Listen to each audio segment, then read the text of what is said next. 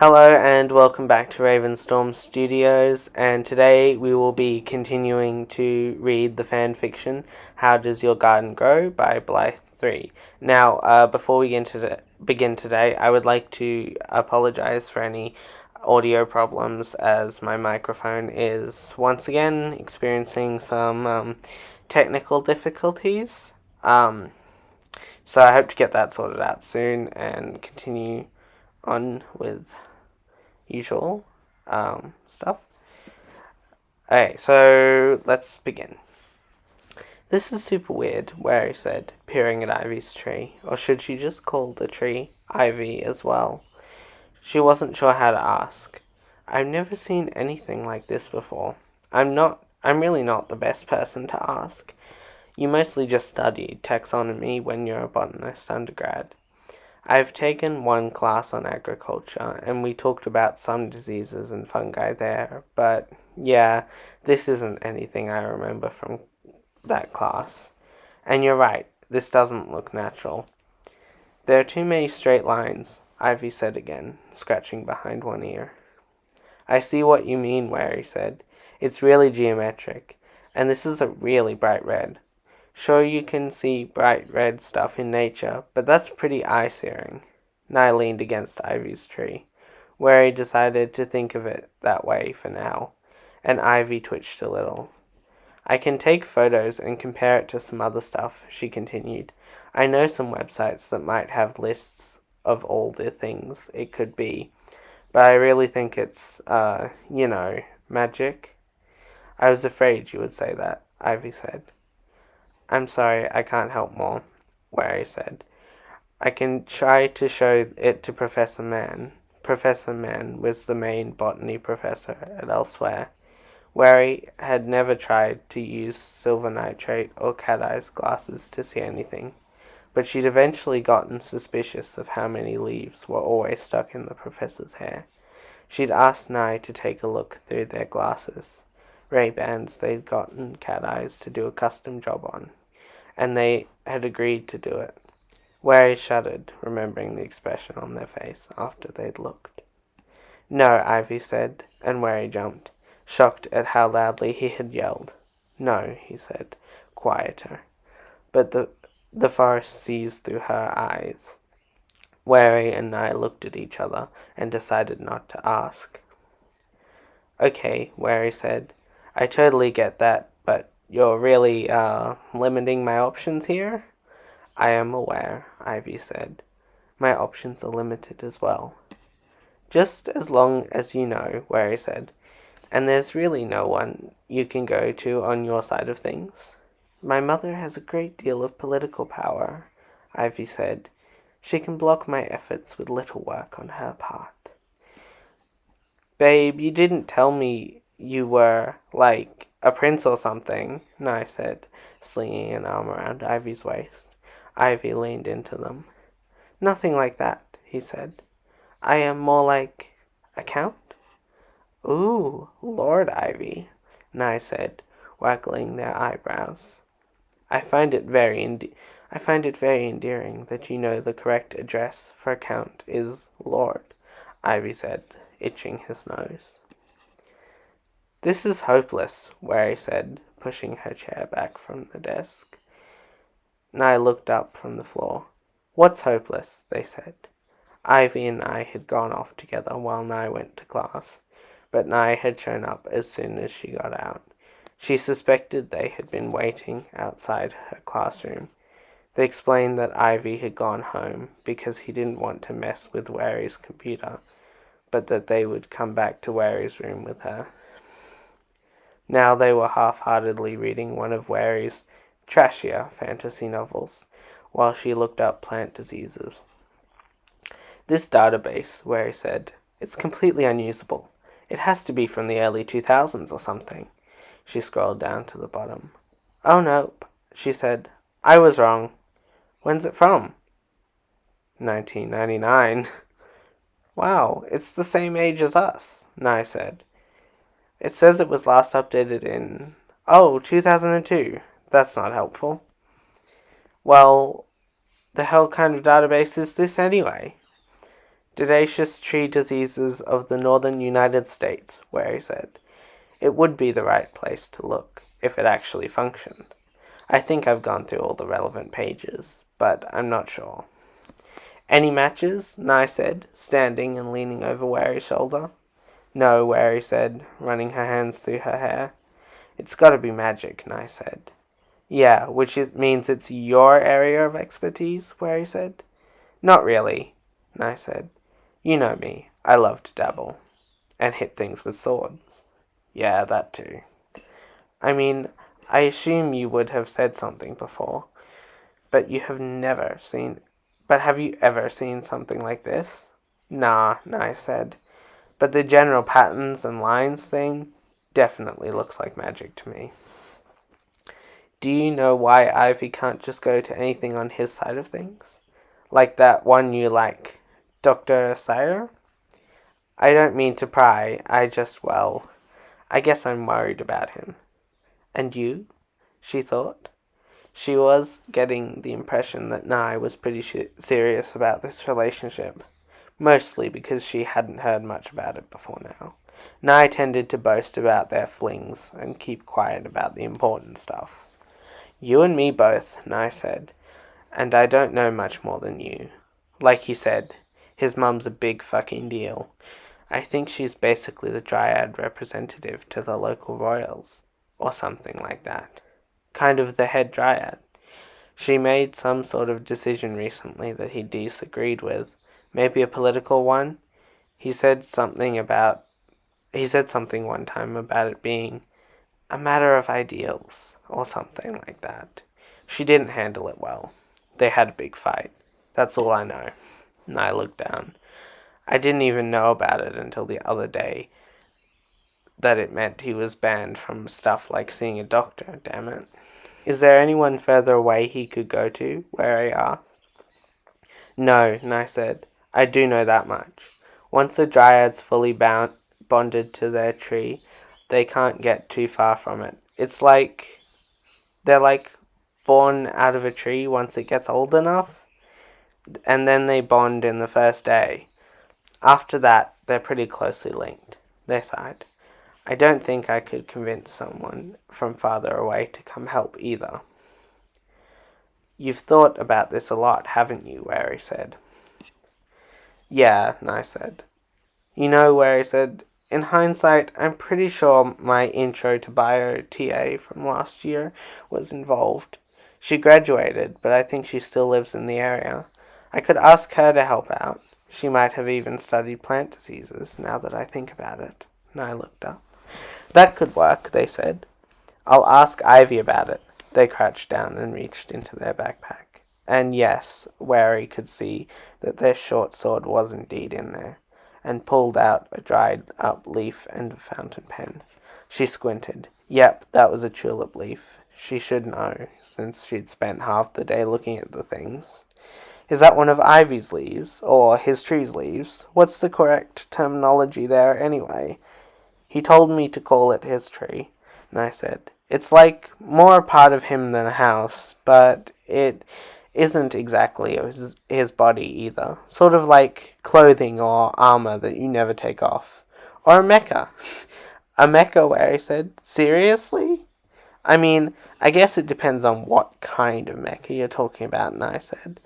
Where he cleared her throat. Yeah. They said, this is one of the tree's leaves, and the pen's ink has some of the tree's sap in it. I write a message on the leaf, and hey presto, he can sense it. That's very cool, Wary said. Oh yeah, Nye said, smirking wickedly. It can really come in handy too. Wary refused to react. If you know what I mean, Nye added. I know what you mean, Wary said, smiling in spite of herself. She looked over at Nye as they wrote. Wow, I always forgot how nice your handwriting is, she said. Thanks, they said. What's the TA's name? Safe name, I mean. Rosethorn, Wary said. Cool, Nye finished writing and stared at the leaf. Is something supposed to happen? Wary asked after about a minute. Yeah, he's supposed to write a message back, Nye said. Maybe he's busy. They frowned and bit their lip. Another minute passed, until Nye stood up suddenly. "I'm going back to my dorm before I start pacing and stressing you out," they said. "I'll text you when he replies." "Okay," Wary said. "Sounds like a plan." "Yeah," Nye said, still staring at the leaf as they got their things together. "Hey," Wary said. Nye looked up. "It'll be okay," Nye nodded and walked out. Chapter 4. Nye finally texted Wary just as she was going to sleep, saying that Ivy would meet with Rose Thorn and would Friday afternoon or evening work. Luckily, Wary still had Rose Thorn's phone number, so she fired off a quick text before bed. She woke up to a reply from Rose Thorn. Yes, she was still in the area, and she could meet on Friday around 7 p.m, and 28 messages from her group chat for sharing information about Adelaide. It had been inactive for almost a month, because there had been nothing new to say. Nye had gotten fed up after a week of inactivity and had left the group. They told Wary to update them if anything important happened. Yeah, the last message had said, "One of the more minor beings owes me the answers to 3 questions I asked, and it's not normal for someone to disappear without a replacement." They said maybe it's not magic at all. No one had responded. Now, the most recent text was a series of exclamation marks from an over-enthusiastic girl named Ruby. Wary scrolled up. "Hey everyone," the message from 6 hours ago said. "I don't know if anyone is still checking this, but I swear I just saw Addie." "Weren't you planning on going out drinking with Daniel?" said Fish, about 20 minutes later. "Yeah, but I'm not drunk yet," Daniel had said immediately. "Where are you?" Morticia texted back. "At a revel," Daniel said. "Where?" "It's private. I'll text you the address." "Are you sure it was her?" Vin added after a few minutes had gone by. "She's kinda distinctive looking," Naruto said. "It's 2 a.m. Shut the fuck up," Edmund said. "Mute your phone," Naruto wrote. "Fuck you in particular," Edmund texted. "Are you going over, Morticia?" Vin asked. "Yeah, on my way right now." "Send me the address if you want some backup. I've got a raging case of insomnia, and I've gotten a lot better with my daggers," Vin had written. What happened?" Fish texted after another 20 minutes. "She was leaving just as Morticia and I got here, but I'm pretty sure it was her," Vin said. "Not that many redheads with canes on this campus," Naruto added. "Yeah," Daniel said. "Is it rude to mention the cane?" Vin asked. "I feel like it's rude." "You forgot that I, myself, am an entire disabled," Naruto wrote. "Lamau," Morticia added. "So what happened?" Fish wrote. "We tried to follow her, but our way was blocked, and we were challenged to a dance-off," Vin texted. "Unfortunately for our opponents. Morticia is a trained ballerina." "She got away, though," Morticia said. "Damn," Naruto said. "What now?" "Fuck if I know," Morticia wrote. After that, it was silent, until Ruby's addition of 5 exclamation marks, which had only come a few minutes ago. "I'm kinda busy with a different magic thing," Wary texted, "but let me know if I can help!" Exclamation mark, exclamation mark.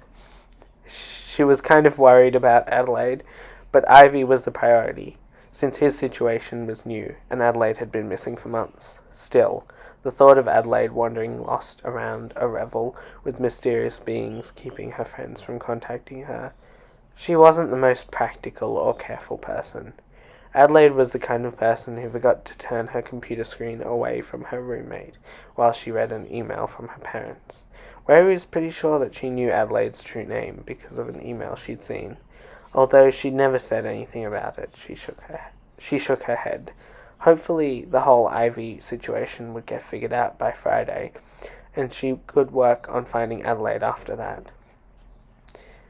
Wary's Monday, Wednesday, and Friday classes started in the morning, with plant anatomy at 9:30 a.m., so she didn't have time to linger, especially since, she realized, she hadn't finished her homework the night before. She scrambled to do it while chewing on a cereal bar and pulling on her clothes. Luckily, most of her clothing went together. She'd gotten tired of how hard it was to find plus-size clothing that she could mix and match into various outfits. She had sunk a big piece of her savings into putting together a decent matching wardrobe a year ago, so finding something to wear didn't take long. She ran out the door and all the way across campus, sliding into a seat in plant anatomy just as Professor Mann started her lecture. The leaves in her hair today looked like they came from an oak, and her eyes were even more glazed than usual. Wary shivered. After plant anatomy, she only had a quick break for an early lunch before organic chemistry. She grabbed a bag of chips from a vending machine, making a mental note to eat a large and balanced dinner to make up for her breakfast and lunch. She felt her phone buzz during organic chemistry because she was sitting in the front row, and the teacher was a grad student who was that particular type of insecure that meant he had strict classroom rules. Wary fidgeted as it buzzed again and again, thinking about all the horrible things that could be happening. Between Adelaide and Ivy, she finally decided she had to check, so she went to the bathroom, sneaking her phone along in her pocket. She had 1 text from the group and 6 from Nye, the first of which they had sent 17 minutes ago. "Wary," they said. "You know first aid, right?" "Oh shit, you're in the class where you can't check your phone, aren't you? It gets out at like 1, right? If you see this once you get out, can you come to Ivy's? I went to pick him up for our date and he's throwing up a lot. He won't admit that it's bad, but it is. Please come as soon as you can." The last message was from 6 minutes ago. "Fuck," Wary said, running back to class, phone in hand. "Gotta go, sorry," she told the teacher as she grabbed her bag. He yelled something after her, but she was already in the hallway. Luckily, organic chemistry was in a building fairly near Ivy's Grove. It took Wary about 10 minutes to get there, mostly because she had to slow down part way through to catch her breath. She was tired from running to class earlier that morning. "Shit, shit, shit," she chanted as she sped up. Her stomach sank. She could see a body on the ground ahead, someone with dark, curly hair laying on their side. Wary tripped over a root and stumbled, falling to her knees next to Ivy. "Please don't be dead," she said, reaching to take his pulse. "I'm not dead," he said, opening his eyes. "I am just resting." Wary burst into a fit of giggles. "What?" Ivy said. "What is so amusing to you?" Wary tried to explain about Monty Python, but she couldn't stop laughing. Sorry, she finally choked out. "It's a human thing, I guess." Ivy didn't look convinced. "Anyway," Wary said, "how are you feeling now?" "Where's Nye?" "Right here," Nye said from behind Wary. She jumped and turned. They walked out of the trees, wearing their enchanted sunglasses and carrying their sword openly at their hip. The dappled light of the forest rested oddly on them, making it seem like their form was shifting slightly. Wary squinted. "What's the first thing you said to me when we met?" she said. "I was very, very drunk," Nye said, walking towards her, where she was still crouching over Ivy. "And I said, 'Wow, you're tall.'" "Really?" Ivy said. "Yeah," Wary said. "They did. Sorry, Nye. You know how it is." "I know," they said, coming to stand behind her. "I'm sorry," they said to Ivy. "Whoever it was, I didn't catch them." "Good," Ivy said.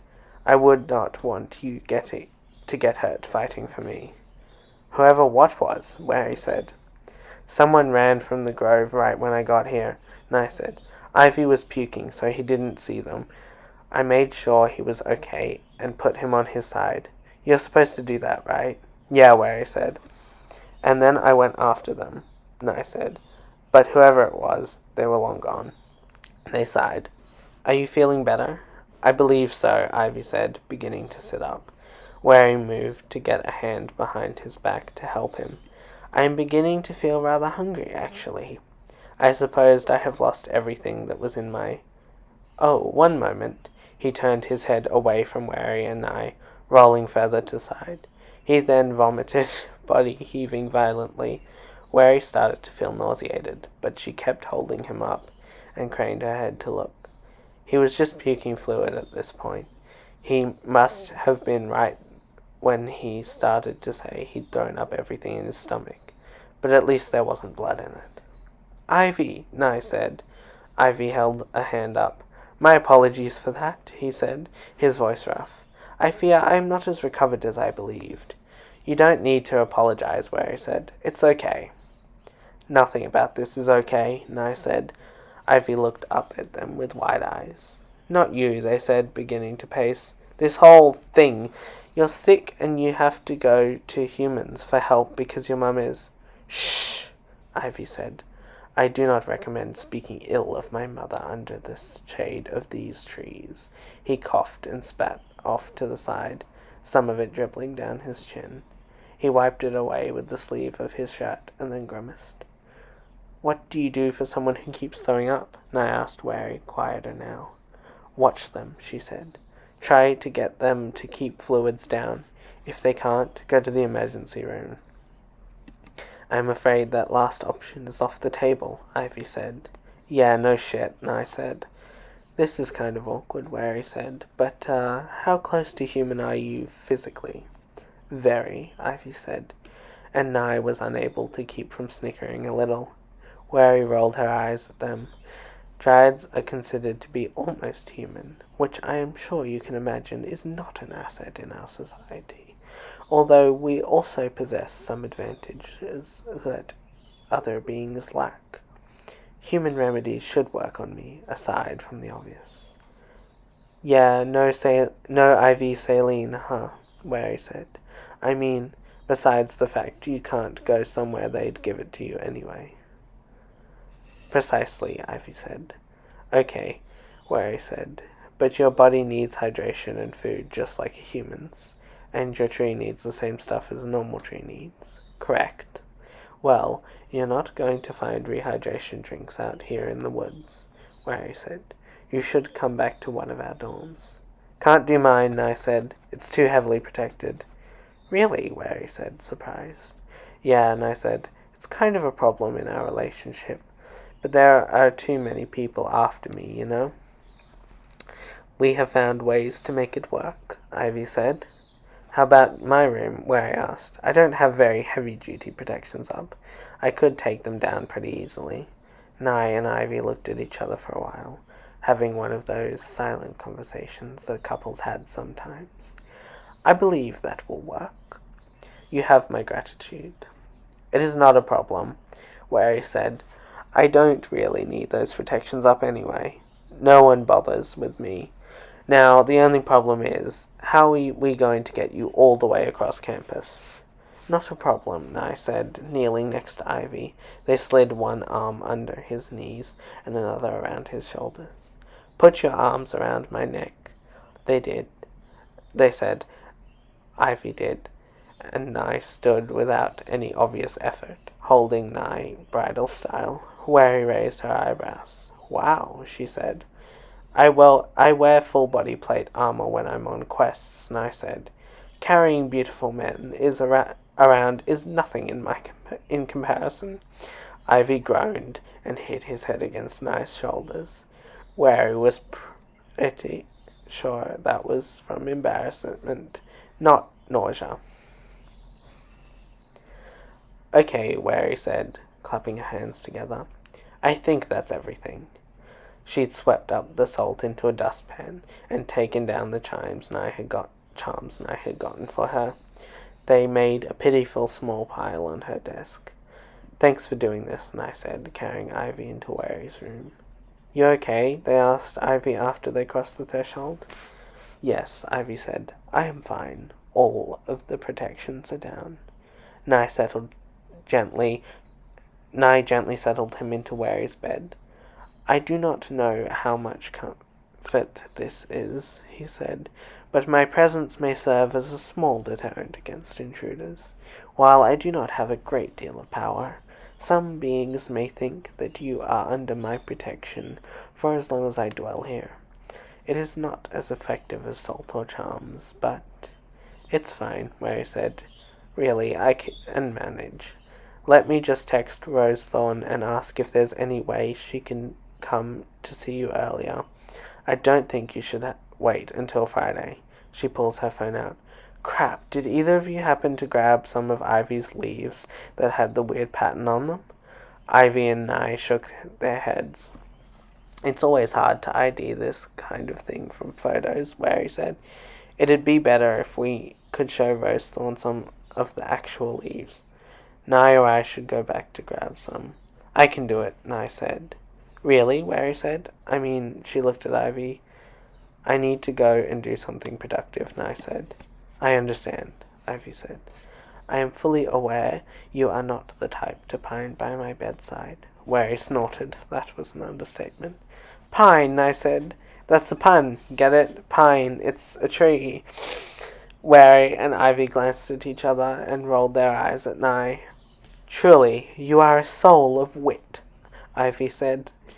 Okay, Wary said. I'll just go out in the hall to text Rosethorn. She left, closing the door to her room behind her. Nye said something, but the door muffled it and Wary couldn't make it out. Hey, Rosethorn, she typed.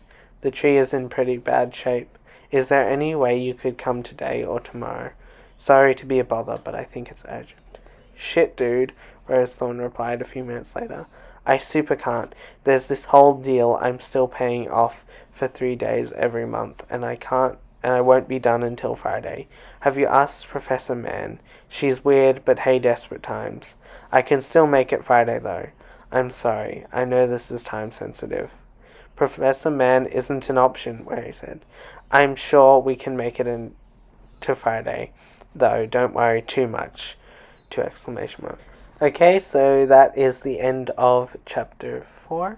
I hope you enjoyed listening today, and I'm going to try something new here. I'm going to try having like some outro music, and then and then I'll put up on the screen some videos and playlists of mine that you can click if you want to other things you might enjoy.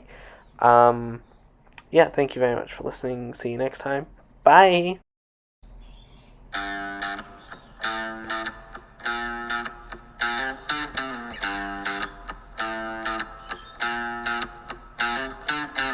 Being in this space has made me feel a bit more small, and I'm not quite sure where I'm going next.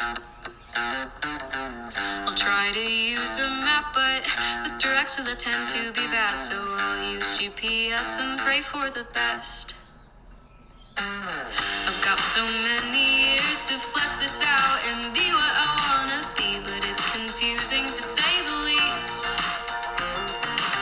No perception of time or space or distance or weight, and I think I'm going insane to graduate and remain a beast. And I just want you to know I feel so brain dead next to you. It's not like you intended to hurt me or make me feel that way.